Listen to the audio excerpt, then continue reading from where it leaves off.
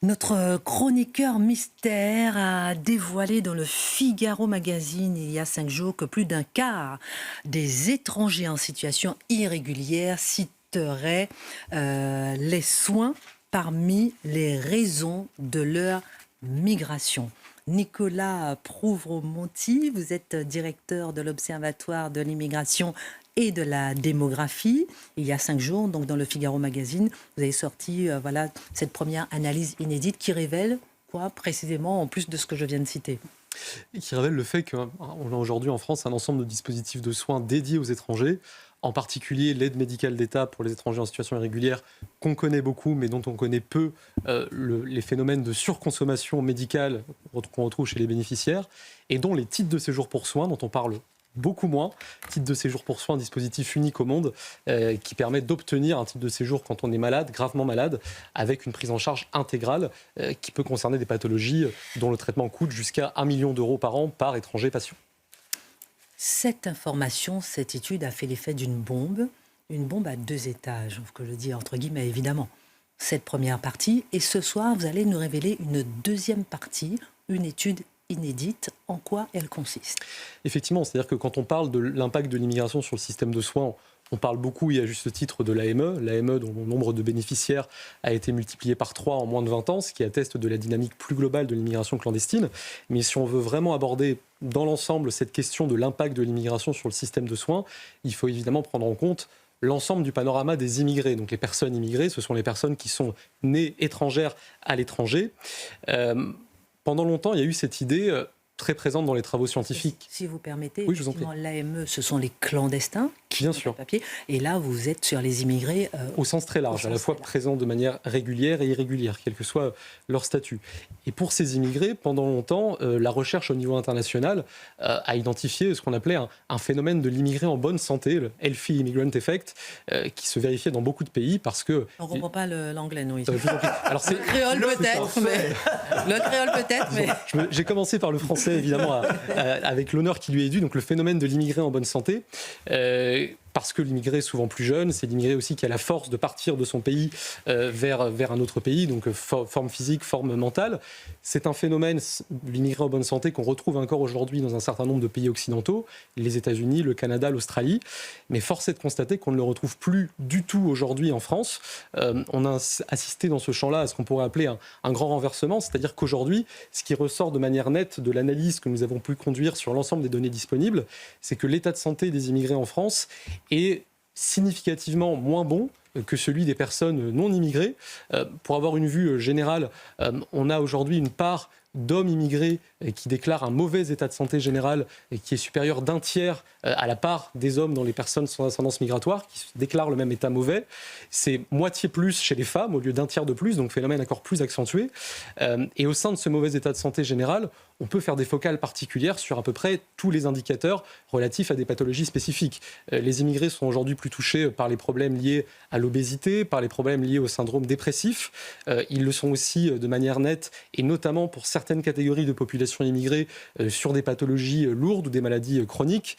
On sait par exemple que la prévalence de l'hépatite B chronique, est 40 fois supérieure en France chez les personnes nées en Afrique subsaharienne par rapport aux personnes nées en France métropolitaine. L'incidence de la tuberculose est 10 fois plus forte. Les personnes originaires du Maghreb sont 2 fois plus concernées par le diabète, par exemple. On parlait des clandestins avec l'AME. L'IRDES avait pu établir, l'IRDES qui est un institut de recherche publique sur ces sujets, qu'on a aujourd'hui un immigré irrégulier sur 6 en France qui souffre de ce qu'on appelle un syndrome de stress post-traumatique, c'est-à-dire un grave problème de santé mentale, et on pourrait multiplier les indicateurs du même type sur un ensemble de pathologies. Question, comment... Quelle est votre méthode justement pour sortir ces nouvelles données qui viennent confirmer en fait ce dont nous parlons régulièrement, ce dont on peut sentir effectivement que ça existe, mais là ce sont des données et des chiffres. Quelle a été votre méthode? Absolument. Alors, c'est un travail délicat dans la mesure où il y a très clairement un malaise culturel et politique dans les institutions publiques en France quant au traitement de ce sujet, quant au traitement ce sujet au croisement de deux thèmes sensibles s'il en est, la santé et l'immigration. Il est assez frappant par exemple qu'au niveau européen, la France soit le seul pays avec l'Albanie et la Turquie dont on ne dispose pas des données détaillées pour un certain nombre d'éléments relatifs à la santé de la population. Donc on en est à ce degré d'opacité. Mais il y a quand même des éléments disponibles que nous sommes allés chercher, que nous avons finalement fait parler, croiser. On les trouve dans les données de l'INSEE, on les trouve dans les données de l'OCDE, de Santé publique France, de l'Union européenne et d'un ensemble d'institutions qui assurent évidemment leur fiabilité. Quels sont les impacts concrets de ces chiffres sur le système de santé? Le bilan est-il vraiment si négatif qu'il en a l'air? Certes, les immigrés y consomment des soins en France, on le sait comme tout le monde, mais ils peuvent aussi contribuer à leur financement par leur travail, par leur cotisation. Absolument. Absolument. Ce qui est certain, c'est que ces réalités aboutissent effectivement à un recours plus fréquent des immigrés aux soins et notamment au système hospitalier. C'est des données qui sont tracées dans l'ensemble des éléments qu'on a pu analyser. Et c'est d'autant plus problématique que certains besoins de soins spécifiquement représentés dans cette immigration concernent des secteurs du système de santé qui sont déjà sous forte tension. On peut penser aux urgences, on peut penser à la pédiatrie, à la psychiatrie, aux greffes d'organes. C'est notamment le cas pour l'ensemble des pathologies couvertes par les titres de séjour pour soins, qui sont vraiment un dispositif quasiment unique au monde.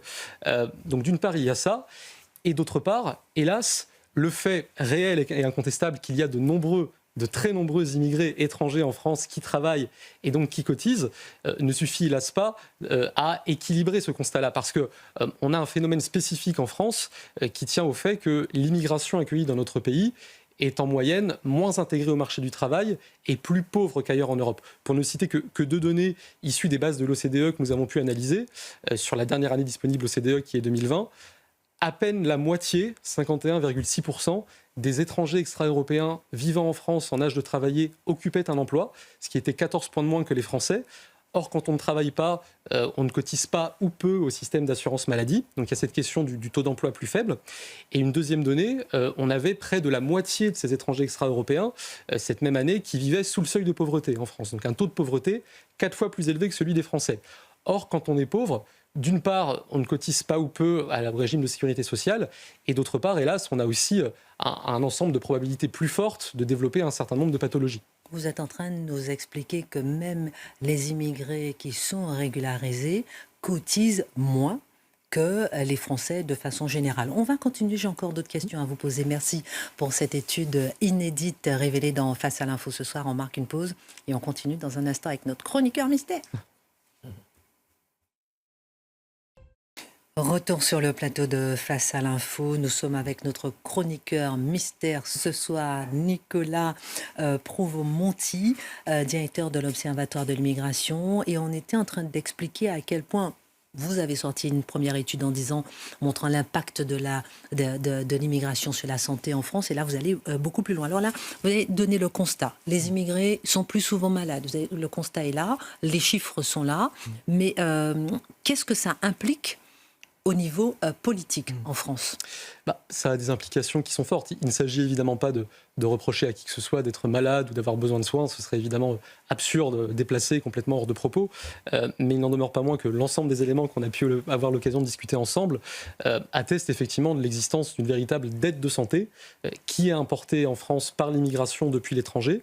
C'est un phénomène structurel qui concerne à la fois les immigrés eux-mêmes, on l'a dit, mais aussi dans une certaine mesure la première génération des descendants.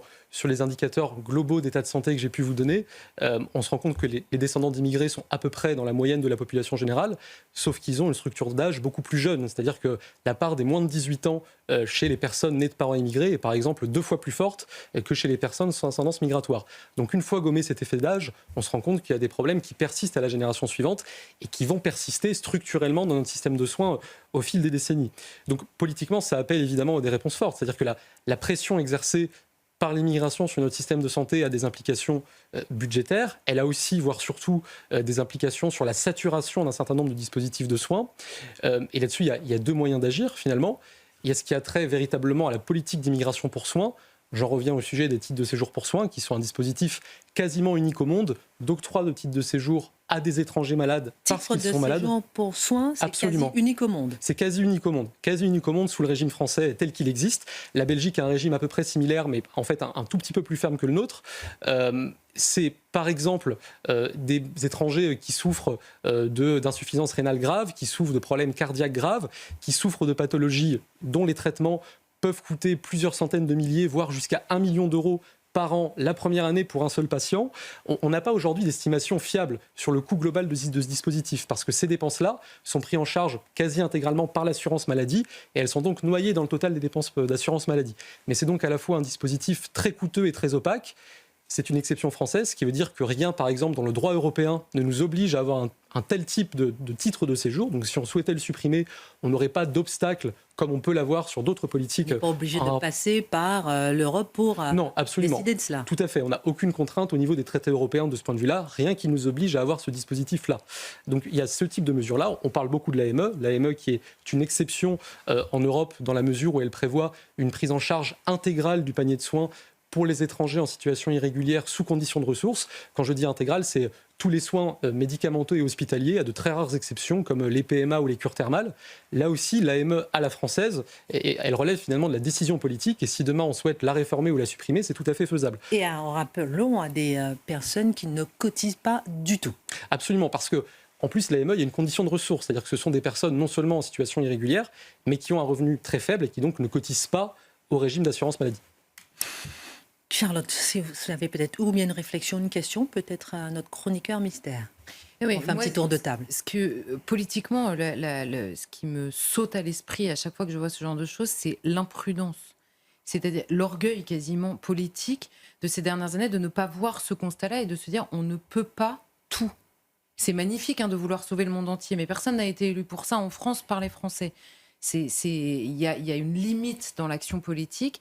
Et là, l'explication, évidemment, on se dit si on pouvait sauver tous les gens qui ont des problèmes cardiaques au monde, on serait ravis de le faire. Bien Simplement, sûr. c'est pas la première mission.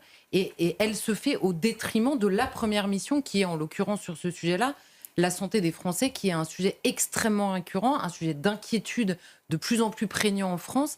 Je suis stupéfaite à chaque fois qu'on voit ce genre de chiffres, en fait. Ce qui est frappant, c'est aussi le tabou autour de ce sujet. C'est-à-dire que quiconque oserait dire et la France ne peut pas être l'hôpital du monde entier, et vous avez raison, au détriment de ses propres citoyens, est aussitôt taxé d'être un monstre. Vous êtes un monstre si vous dites qu'il ne faut pas accueillir le monde entier. Donc c'est une partie totalement occultée du débat politique. Mais que le corps médical voit. Mais le corps médical, et vous avez raison de le dire, individuellement, quand vous voyez des médecins qui travaillent dans le milieu hospitalier, tous ceux qui travaillent dans le milieu hospitalier vous parlent de ces choses-là. Mais collectivement, politiquement, c'est impossible d'aborder le sujet, c'est absolument interdit. Malheureusement, alors je ne sais pas, notre esprit chrétien ou notre esprit humaniste. Oui, notre cœur saigne et on voudrait à un instant pouvoir... Vous êtes devant une petite fille qui a perdu un bras à tel endroit. Forcément, vous n'allez pas dire on la laisse dans son pays. Mais on est dans un engrenage, dans quelque chose qui malheureusement n'a aucune solution, car l'abomination ne cesse de se multiplier à travers le monde. Et ça, c'est sur ce que l'on voit. Après, vous avez tous ces gens qui ont été placés dans des situations épouvantables, qui à tout jamais ont un dérèglement psychiatrique. Et ces gens-là, lorsqu'ils sont chez nous, il n'y a pas la possibilité, d'ailleurs, on ne sait même pas ce qu'ils ont vécu.